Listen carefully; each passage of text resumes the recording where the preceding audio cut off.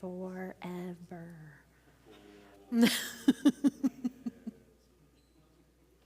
Give it another minute or two. In youth ministry, a minute or two means a lot of different things. I am now live. Thank you. Okay. We're on our own.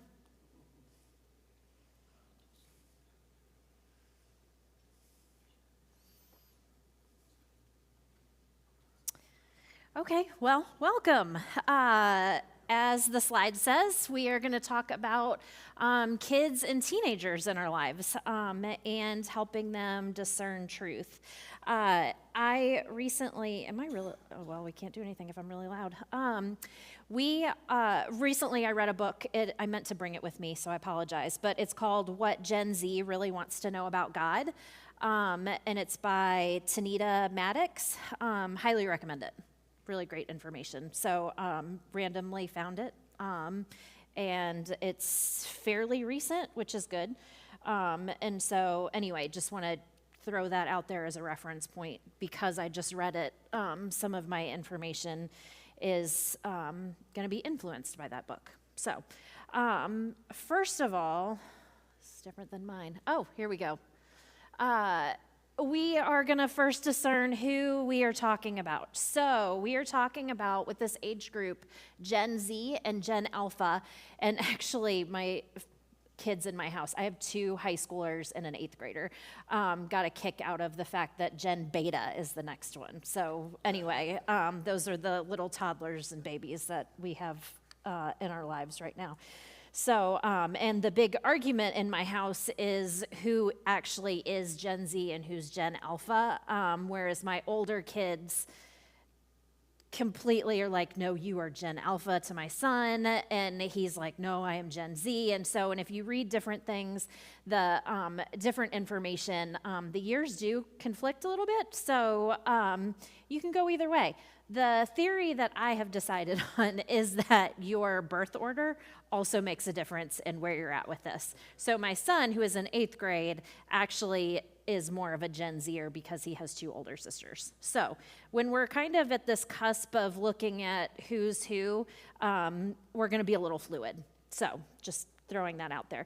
Want to talk first about just characteristics about both of these age groups. And just want to throw a disclaimer out there as well. Some of this information might not be new, and so it's always good to have a good refresher.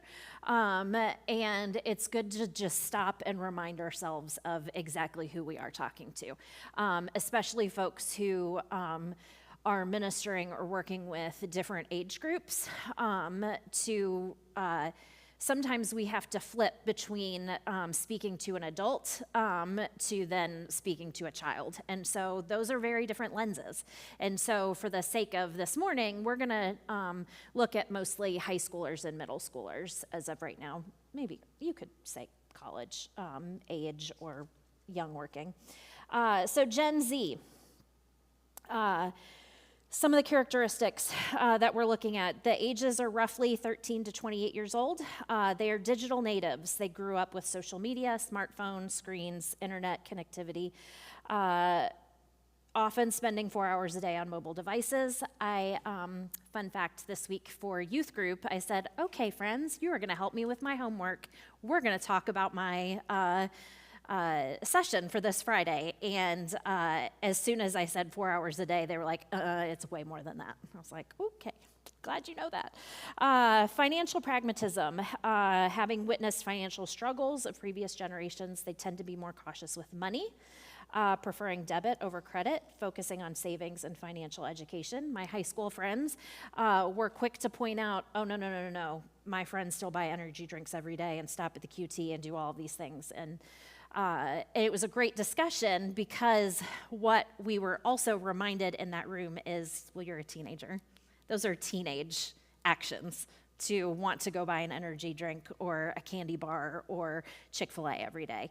But the difference is that friends pointed out, we'll talk a little bit more about this later, but looking ahead to even, he's 16 years old and looking ahead to the future and saying, I don't know if I'm going to buy a house someday. I just kind of know I'm not, which at that age already thinking about what does the financial state look like right now and housing costs and things like that. He's a unique kid. Not every kid is thinking that way. Diverse and socially conscious. They're recognized as the most racially and ethnically diverse generation in our history, U.S. history. They're generally open-minded, valuing inclusivity and social equality.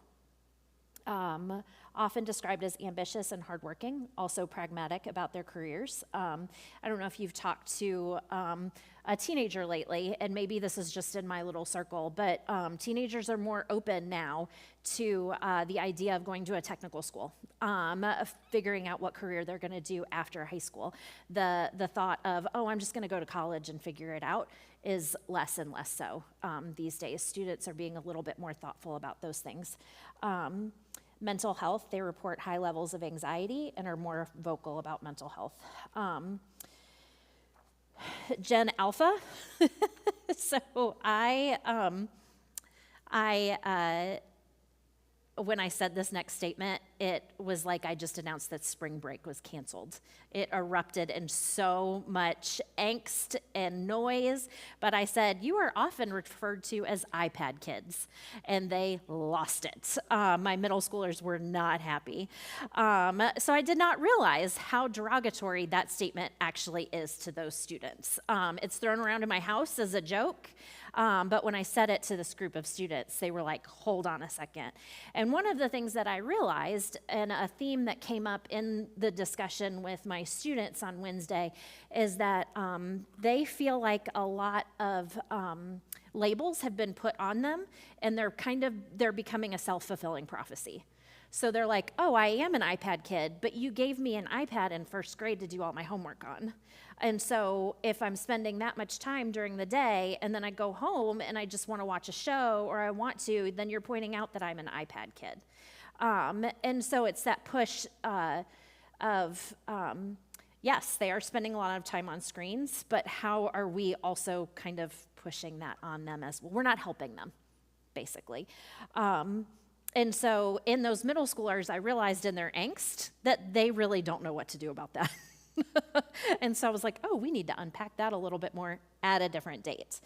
Pandemic impact, we can't overlook this. Their early childhood and education was significantly shaped by remote learning, social distancing. In my house, I realized my youngest, so he wore a mask. He was in fourth grade by the time they stopped wearing masks at school. And his teacher called me up and said, do you know he needs speech therapy? And I was like, what? Oh, no, I had no idea. And I realized during that time, he probably already had a little bit of difficulty, but I didn't understand that during the pandemic, wearing a mask, I learned so much about speech, I didn't know this, but when you learn to speak, it's also about watching somebody and the way their mouth moves, and so he didn't have that. And so, he got speech therapy at school. It was great. Wonderful, no big deal. But it was an effect that we saw in our house. And so it's one of those things we can't overlook. It just is what it is. And so we've got to meet these kids where they're at because they experienced something at a time where they were developing in a lot of different ways. They're also referred to as mini millennials because they're children of millennials. So that the millennial, and that could be a whole other thing, the way millennials are, it's being passed down to this generation of Gen Alpha because they're their kids. So they're technology driven. There's an influencer culture and values in education. They're just expected to be more diverse and socially aware. Whether they are or not, that's just an expectation.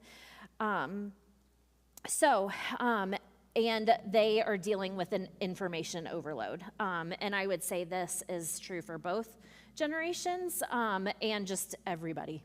We are overloaded with information. And one of the things that I wanted to point out this specifically are the voices that our younger generation are hearing. So I asked our students, think about, and we talk about this regularly in youth group. I try to kind of bring this back so that they're just aware that there are a lot of different influences in their lives. And so some of the things that we point out are home, your parents. You get information from your house. You get messages in your own home. School, obviously, and that includes teachers, it includes the curriculum, it includes the friends that they hang out with, the teachers that they eat lunch with, those kinds of things. Church, no matter where they go, they are hearing a different message or a message about Jesus that might sound a tiny bit different, or go about it in a different way.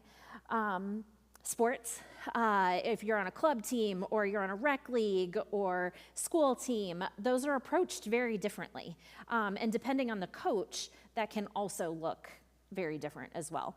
Band, drama, all of those things, you're surrounded by, specifically in those, you're surrounded by a lot of people who are a lot like you. And so you're hearing messages that also can affirm, your own biases. And so one of the things that I think is important to point out to this generation is that there are a lot of voices and that there are some voices that are louder than others. And so how do you identify those things to them? And so one of the things we also can't overlook in the midst of that, especially I think for our younger ones, is influencers. And I think we see that in our own lives. Like if I realize when I'm on Instagram, for example, I follow, I really like to cook and bake. And so like I follow a lot of those accounts. And then I got into sourdough like way past when it was cool. But I realize when I look at a lot of those videos, I'm like, oh, I need to change my technique. Like something is different now, where I can make a beautiful loaf of bread exactly the way that I have, but I'm like, oh, wait, I see this other thing. I need to do this differently. But those messages are also a lot deeper than that. There's an influencer I follow that suddenly started to lose a lot of weight. And suddenly I started to hear messages in my brain that was like, hold on, what are you doing? What's going on?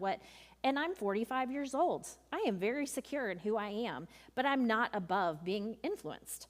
And our students, even if they are, we have a joke in my house, one of my children, I know that she's sick because she watches a specific YouTuber in the middle of our house. I don't know why she does this, but he plays video games and she's 15. Like, it's hilarious to me. But I walk through and I'm like, oh, there's Dan TDM. Uh-oh, MJ's not feeling well. And so, but when even those influencers, the way that they speak makes a difference. The messages that they speak, the advertising that goes along with those things. It can seem like the most innocuous little thing, but it is influencing. And so we have a joke in my house. I told my kids when they were tiny that they were not allowed to listen to Dora the Explorer. Have you ever seen this show? All she does is yell. Like, map, like all of these things. And I realized I was like, why am I so anxious? And I was like, oh, this cartoon is yelling at me. And then I realized my kids were kind of speaking to each other that way. And so I was like, no more Dora. We are not allowed to watch Dora. And so those are just ways that when we think about helping this generation discern, it's not only the message, but it's the way that they're hearing it. And so you can speak truth, but if you're yelling that truth at somebody, it's not going anywhere. And this generation values truth. It comes back again and again. That the one of the top questions that they're asking is, what is truth? And so so that matters in how they're hearing these messages.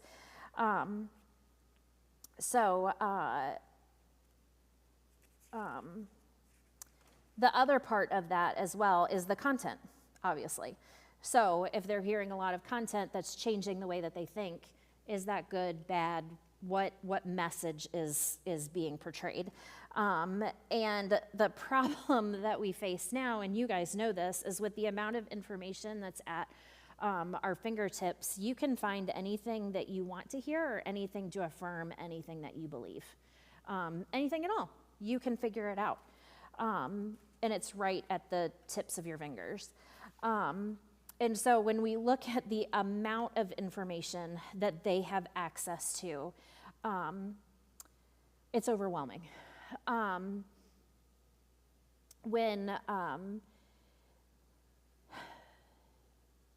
the fact that it is quick and easy to attain. One of my children, my oldest child, she's a junior, she came up to me after we talked about this on Wednesday, and she said, Mom, I think that search engines in Google have replaced God and faith. And I was like, oh, tell me more about that. And example of how we do this is I kind of knew where she was going with that, but I was like, no, I want to hear her articulate these things and where she's going with this. I want to help her start to process what does this mean. And she said, we can get our answers quickly and easily. And she was like, whereas before we were able to Google these things and look at it quickly, we had to go to our faith.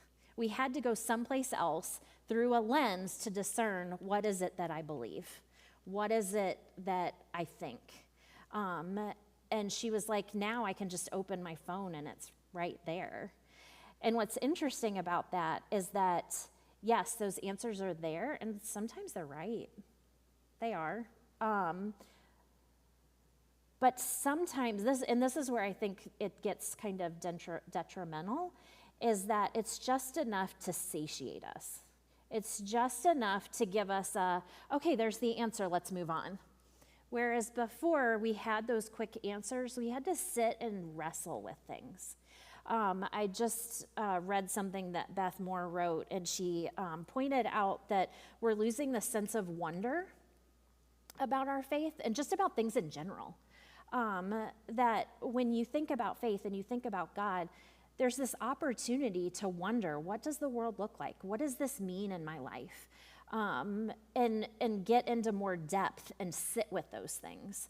But when we search for things or we just cipher through information, we don't get that. We lose that part of it.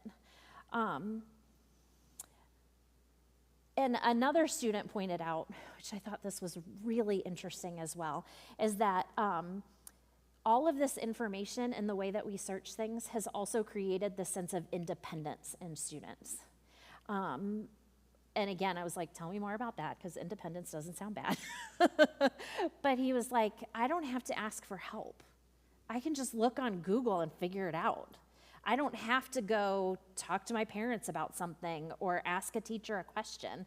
I can just open my phone. But what was interesting about that conversation is that the students also said that was directly correlated to a sense of feeling lonely. That because they lose that working together, asking questions, being in a community part of it, they think that's why they feel a little lonely, because they're on their own to figure that out. And nobody's putting this on them. They also feel like they should do it on their own because they have the answers. And sometimes that's a good thing. My husband has fixed so much on his truck from YouTube. Like half of our house is repaired because of the college of YouTube. Like, it's amazing. And so, there are those like really great resources. And even in youth group, like I'll tell kids like, okay, pull your phone out and look up this Bible verse, because I don't necessarily want them to be on their phones, but hey, you've got the Bible in your pocket. Let's use it. And so there are good things about this, but when it goes too far and kids start to take that as this is part of my identity and this is who I'm supposed to be, that becomes a problem. So younger students have all of this access to this information without wisdom, discernment, or the maturity to know what to do with it. So what do we do? Oh, wrong way. This is different than my clicker. So what do? We engage with them. So this means engaging with them with their content. Okay, I can, I have realized that when I listen to music now, or I'm watching a movie and I hear music, I start to pull out the French horn, and then I start to notice the flute, and then I start to hear the baritone, which are all instruments my kids play. I am not musical. I was a cheerleader in high school. Mine are in this competitive marching band that takes up our whole life right now. And I hear them play so much in my house that now when I hear music, I start to tune into those things. And it's not necessarily because I love the flute. I mean, I love it now because, Claire's adorable and she's amazing. But I care about those things because she cares about those things, and all of my kids care about those things. So as we're working with students, as we're engaging with students, it also means engaging in what they are engaged with. And so when I'm hanging out with them, hey, what are you watching these days? Or even kind of risking the whole, we'll just skip ahead a little bit. One of the things that my students were quick to point out was like, tell people not to use our slang. I was like, okay, I know that. Don't try to be them. They were like, we don't want you guys to be us. And I was like, I get that. Like, I am 45. I am not cool. I am a mom. My kids will be like, Mom, I heard you use mom voice at camp. Like, they are like, I just am who I am. And so, and so I use that. So when I ask the kids, like, okay, so I'm old, what does that mean? Like when they say a word, like that is an opportunity for them to be like, oh yeah, 6, 7 didn't come from anywhere, really, we just do that. Like, or some insight into whatever is going on with them. And so you can use that to your advantage. And it also puts us in a place where I think that is invaluable to ask them to teach us. So what are you watching? Why is that important? What are you reading right now? Over the years, I've been doing this for a long time. I do like to read, but over the years, I've read so many books that I've had no interest in, which have ended up being really good books, I should say. But reading books with students so that we could talk about it. That was the reason why I read the whole Twilight series when I was pregnant with my first child, because teenagers were talking about Twilight everywhere I turned around. So I put up with all of those books so that I could be on Team Edward or Team Jacob. And so being able to do those things, to ask them why do you care about this? What does that matter? And you can learn a lot about what they're into and what's important to them. Also, on a different level, one of the things that we've spent a lot of time talking about is the fact that it's holding space for two things. So that's on a few different ways, right? So that you can agree with something and be really sad about it at the same time, maybe personally. Like something's happening in the world and you're like, yeah, I think I see why that happened, but I'm also really sad about that. Or engaging with other people. We can disagree on this one thing, and it doesn't mean we're not friends. It doesn't mean we disagree on everything. And there's not a lot of room for that. And especially with social media, there were some protests, peaceful protests a few weeks ago, and students were like, Katy, it was awful. Like, people were getting canceled on social media. They were calling out specific people who went out or didn't go out, and it just got so ugly. And this person, and it was just, they were like, it was horrible. It absolutely like ruined the whole day. And it was from both sides, no matter what they believe. It wasn't even really about what it was. It was the fact that the issue wasn't even mentioned, but it was the way that people were treating each other. And so when we engage in content with students, when we become interested in where they are, we can also teach them that Twilight is actually really dumb. And that's okay that I think that. And I care that you are Team Jacob. But we can talk about it and still be really fun. So that's on a silly, easy level, but at the same time, then when the students come and ask us bigger questions, we can say, oh, I don't agree with you, but I think you're really wise in this other point. And I think that you were thinking about this really well. And so you can begin in these other conversations and meeting them where they are, which then leads to the good stuff. I have a student who we're not particularly close, but I've known this child since he was in preschool, he's been in the youth group where, I'm just always there. There's something to consistency. Students also pointed that out, the people that are around. I've been in this kid's life for a while. But he texted me, it was like 9:30 on a Friday night, and he was like, hey, I heard you said this about forgiveness, and here are the things that I think that you are wrong. And I was like, wow, that first statement, that is not what I said. And so I was like, hey, I would love to talk to you about this. Can we talk on Sunday, like at church? Like, can we go hang out in the youth room and like hash this out? And he was like, yes, that would be great. And so we sat down and I was like, whew, you are right. And here are the ways that you are right. I was misrepresented in this conversation, and I really appreciate you coming and talking to me about that. And we hashed it out, and we talked about what is forgiveness? What does that look like? What does God say about forgiveness? Then what do we do with forgiveness? And I was able to have that conversation because I've just been a presence in his life.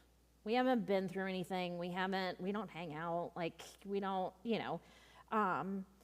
but he knows that I'm a person that will sit and talk to him. And so when we're looking at particularly student ministry, that steady presence is one of the most valuable tools that we have. And what goes along with that is listening. And so students want to be listened to. They don't want a set of rules. They don't necessarily want the doctrine. Actually, let me take that back. They do. But they want to know that you care. And then they will ask you those questions. And then you have the opportunity to speak into those things because they know you care.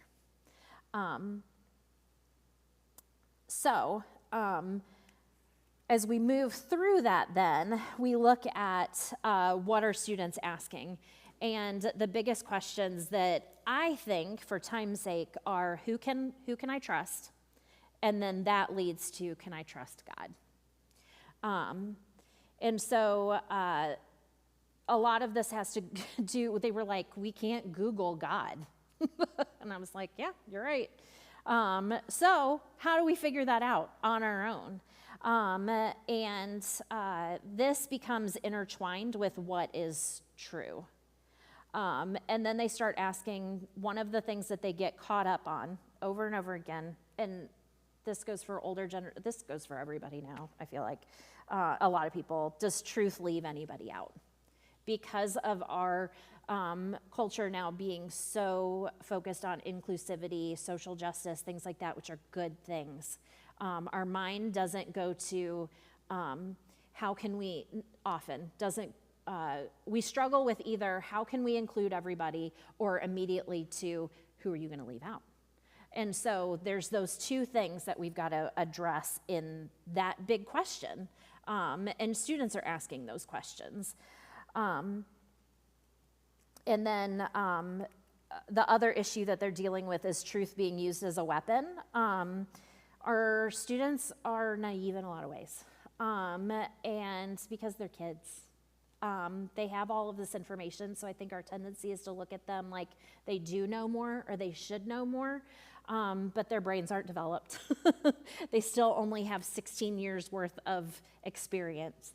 And so one of my students, gosh, it was like in the middle of youth group.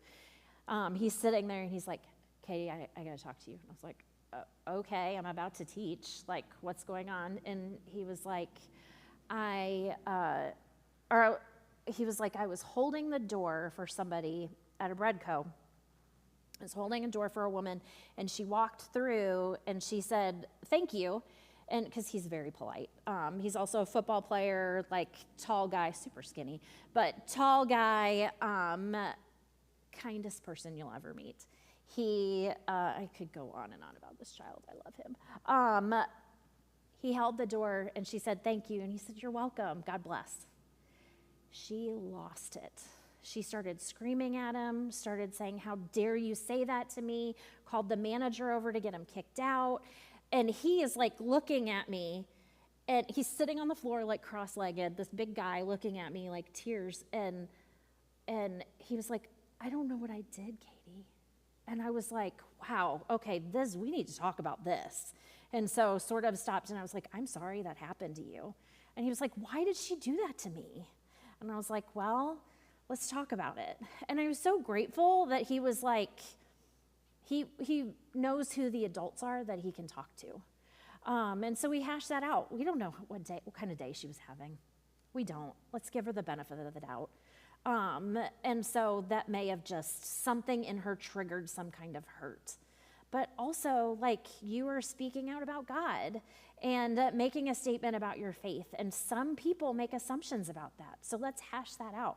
So we had this whole long discussion that was more than just an interaction that I could have just been like, I'm sorry, man, that really sucks. Like, let's move on.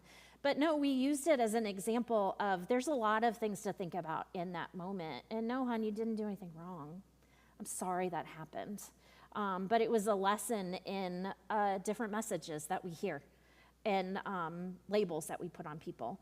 And we don't hate this woman. We're going to pray for her and hope that she just had a bad day. And then the last thing that we look at is my truth. We're still dealing with what is my truth. And so, which is still a set of truths that we come up with in one way or another. So one of the things that we talk a lot about at our Riverside youth group is having a firm foundation, first and foremost. And so Matthew 7:24 through 25, everyone then who hears these words of mine and does them will be like a wise man who built his house on the rock. And the rain fell, and the floods came, and the winds blew and beat on that house. But it did not fall, because it had been founded on the rock. And everyone who hears these words of mine and does not do them will be like a foolish man who built his house on the sand. And the rain fell, and the floods came, and the winds blew and beat against the house, and it fell. And great was the fall of it. So over and over again, I use this illustration that came from Zach Eswine during COVID. But we are like a tether ball. So actually, most students still know what a tether ball is. But if you don't know tether ball, it's a pole, and it's got a cement bottom, and then it's, there's the rope in the ball, and you hit it, and it goes around. Are there rules to that game? I don't know. We would just hit it as hard as you possibly could. But oftentimes we're the ball, right? So we are just living life, and we are moving, and sometimes we are getting hit faster, we are encountering different things, and we would go flying off its axis if we didn't have the pole. And that pole is our faith and what we believe. And we believe here that Jesus is the Son of God, and he died and rose again for us, and we can trust him, and that he loves us. And so that is our foundation. That is our pole. So when we are flying around, we don't get very far because we still have him that's holding on to us and that we can come back to. So hopefully in that, what we're talking about is no matter where you go, what happens, you are going to experience something like that. And something I've been more conscious of telling our students lately is, it was funny, I was talking about forgiveness again, I think it was, and a student actually, it was during our breakfast club, like our Sunday morning thing, and so it's more of a discussion group, but she was like, Katy, we've talked about forgiveness, we get it. And I was like, cool, but you have grown up here, you know all of these things, you're gonna leave. Unfortunately, I'm very sad you're gonna leave, but you're gonna go to college, or you're gonna get a job, or you're gonna move us to a different state, you're gonna find a different church. You might hear something a little bit different. So what do you think? What do you think Do you have this in your heart? Do you know this? How do you interact with these things? If you hear something wildly different, do you know the truth? And she was like, oh, okay, I get it. And so we can give kids, we talked about this in the past, like, okay, here's a curriculum. We want students to know all of these things before they leave. Money, relationships, friendships, school, work ethic. We can go through, we could teach them a whole doctrine about those things. Those things aren't bad. Those are good things to talk to students about. But what our hope is that they would have that pull, they would have that foundation so that they can think about those things on their own when they're out in the real world and still be able to be tethered to Jesus and tethered to truth. And so the other story that I always come back to with students is, and it's just one of my favorite stories, but it's about the friends bringing their paralyzed friend to Jesus on the mat. And I love to talk about it, and, because we're all crammed in the youth room up there, and I'm like, imagine that all of a sudden, like, yes, the tile is falling because it keeps, like, leaking into our room. But imagine, like, all of a sudden somebody's lowered down in the middle of this. How weird and awkward is that? And how much effort would it be to get on top of our roof and all of these things? And how desperate they were to get their friend in front of Jesus. And we know that the most important part of that is the fact that Jesus is like, I forgive your sin. Now get up and walk. So he's showing the people, no, I am who I am. Right, that is the most important thing. But the other part of that story that I love is the dedication of the friends. You cannot overlook that. That seems like, it feels like it's such a small thing, but what I challenge students with, are the people that you're hanging out with, would they bring you to Jesus? Where would they take you? Would they leave you? Would they try? What would they tell you? What does that look like? Because as they leave our ministries, they're going to be surrounded by different people. So what are they telling them? But also, and I do this in my own life, we know who we can go to get affirmed. Like, oh no, you were right to be angry. No, lean into that. Or the people in our lives that are like, you may want to rethink that. That is really not showing somebody Jesus. But to look at who they are at that point, who's surrounding them, but then who they want to collect along the way, who is in their lives. And then the last thing is, two more things quickly, is here at Riverside, we say often that Jesus can handle our questions and our doubts. And we say that a lot, and we say that in youth group as well. And that allows students to wonder. Instead of having all of the facts, instead of going straight to Google to figure out X, Y, and Z, or whatever the formula it is, they can sit and go, but maybe, I wonder what Jesus thinks about this. The kids were laughing. I led a small group. I incorporated this big group of junior girls into the small group. And so we were supposed to be talking about something super serious, but we ended up talking about what it would look like if Jesus had a crush on a girl. Talked about it for 20 minutes. And afterwards, people were like, oh my gosh, can you believe it? I'm so sorry, Katy, I can't believe we just did that. And I was like, no, I think that's awesome. Like, no, it doesn't change our lives. No, it doesn't. Yes, we came up with some definitive answers, but we laughed along the way. And we ended up talking about like actual relationships and what it looks like to have a healthy relationship in that 20 minutes of talking about whether Jesus could have a crush on somebody or not. And we got there in the end, and it was, and it's funny because I wasn't being tricky.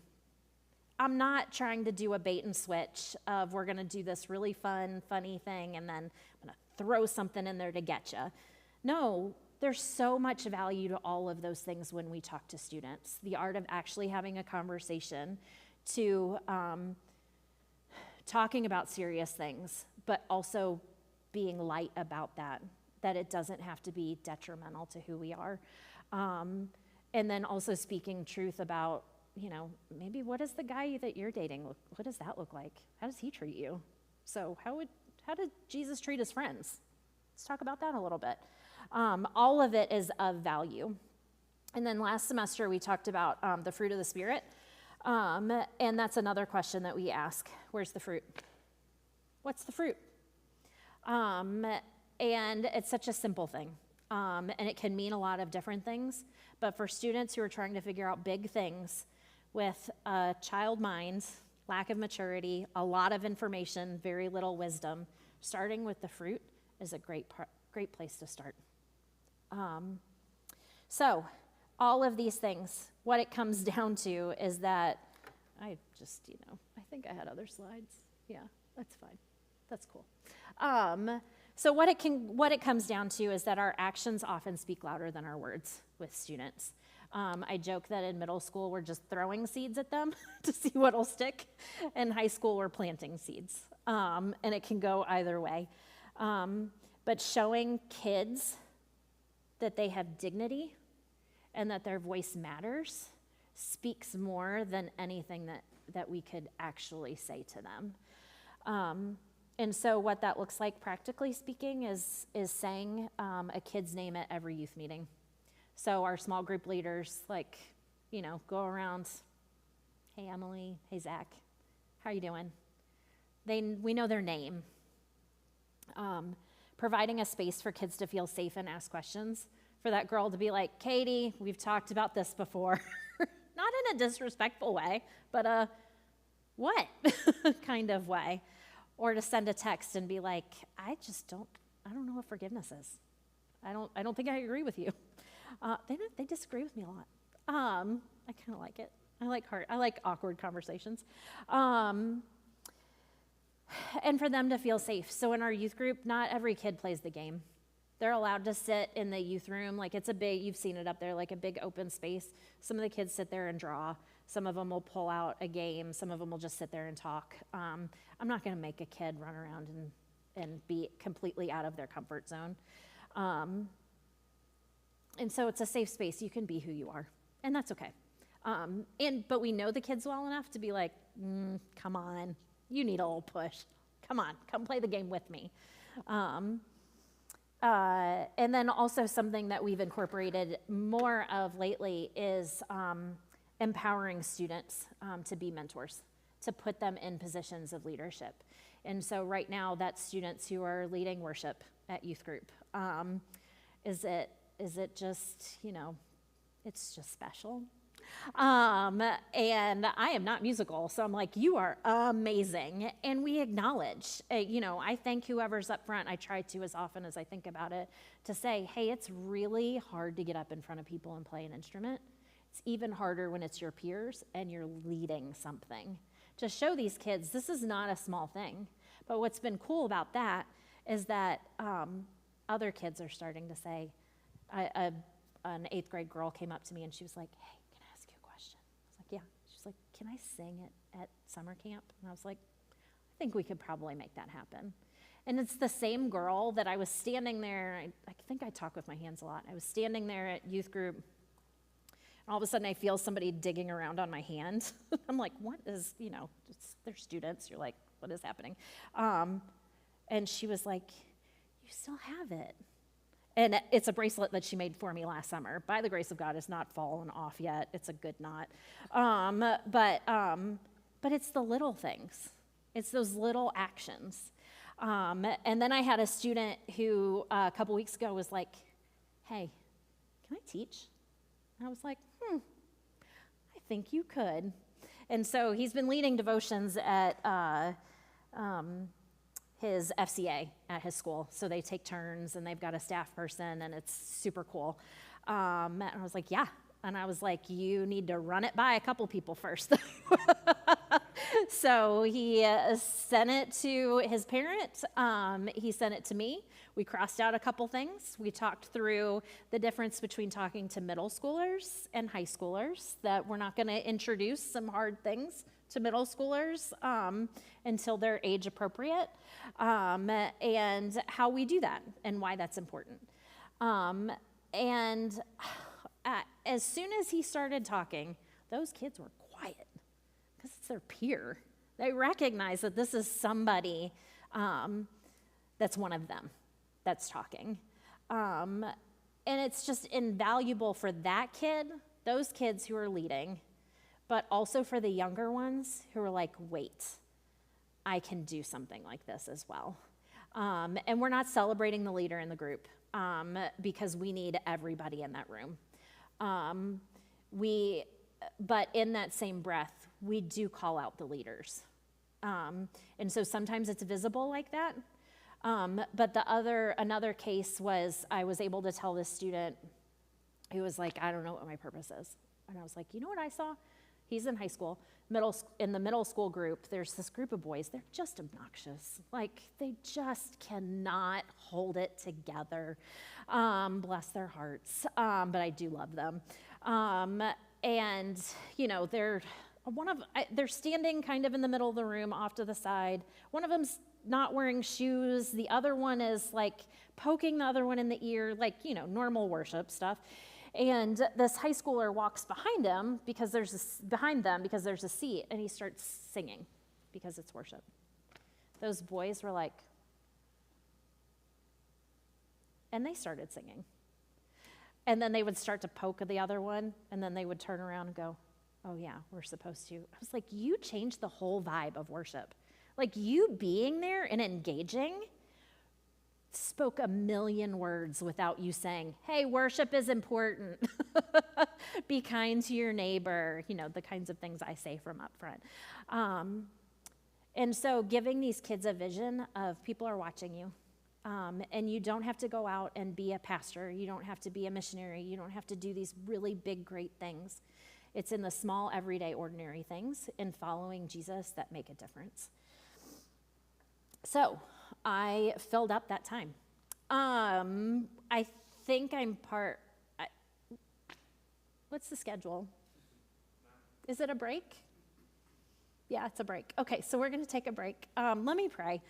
And then, we'll take a few minutes. Hey, God, thank you so much for this morning. Thank you for the privilege it is to be a part of students' lives. Thank you that you've entrusted them to us. Give us grace. We don't really know what we're doing. We're trying the best that we possibly can. We pray that our students' hearts would be soft, that they would be open to considering what it looks like to follow you in their everyday lives.